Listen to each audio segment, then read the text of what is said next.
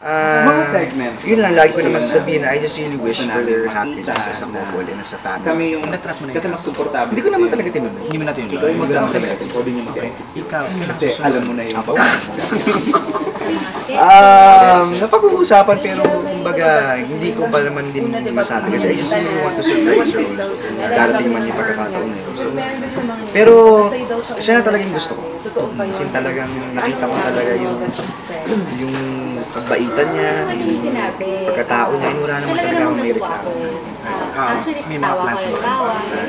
Kasi you're not getting your job. Well, siguro ano muna, siguro kung muna, hindi na alam, and then that will come. Pero kapag ako sa malapit na.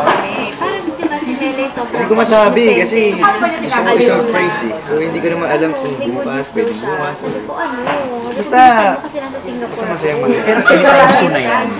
Kasi, Define soon. Parang like, wala pa naman kasi kaming isang taon. sina time frame mo. Time frame. Natawa ako. Sabi ko, Ano sabi? Ayaw mo sabihin.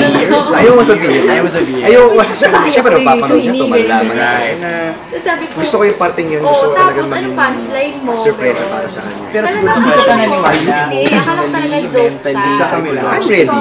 Pero nung moment na yun, sinabi niya, Is she also ready? sabi ko, Oo naman. talaga. Kaya nga siguro sa tingin ko nag-meet na kami sa tamang time. Dahil okay na ako. Parang pagdaanan ko na yung mga napagdaanan ko and hindi ko naman niregret yun dahil hindi naman ako maging ganito or hindi ko ma-appreciate siguro yung isang Isabel or hindi ko napagdaanan yun. Ayun, happy lang ako. Masaya ako. Have you met the parents? Of course. Siya din? Oo naman. Saka installment nga yung pagkilala ko sa pamilya niya kasi 7 silang magkakapatid and yung iba na Cebu, yung dalawa na Singapore. So unti-unti ko talagang kinilala lang. Nagka-practice na ba siya ng ano? Isabel Oli Prats? Ewan ko, hindi naman yung nasabi sa akin. Pero kasi nakita ko yung support niya sa'yo. Even yung mga engagements mo na medyo mapagka-ABS-CBN. Nandiyan talaga siya lagi. Support. Actually, wala na nga sa kanya yung ano. Yung nakakatuwa na wala sa kanya yung showbiz side. Naramdaman ko very personal. Wala siyang pakialam kung nasaan siya. Basta nandito siya para sa akin. Kailan kayo mag-anniversary? Bakit na yan? Next year. Kailan na ba kayo this year lang kayo? At gusto ko yung maso mo talaga yun. Hindi, ano Hindi na lang naniniwala kasi ko dahil- with dahil ito.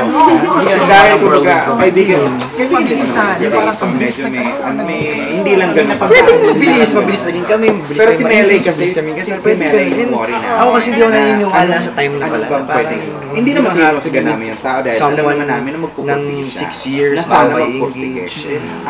Siguro Anong po nararamdaman pwede mo mong na. maibigay pa na alam mo yun, oo, Tanong na ni- i-prove mo sa amin para 29. hindi naman namin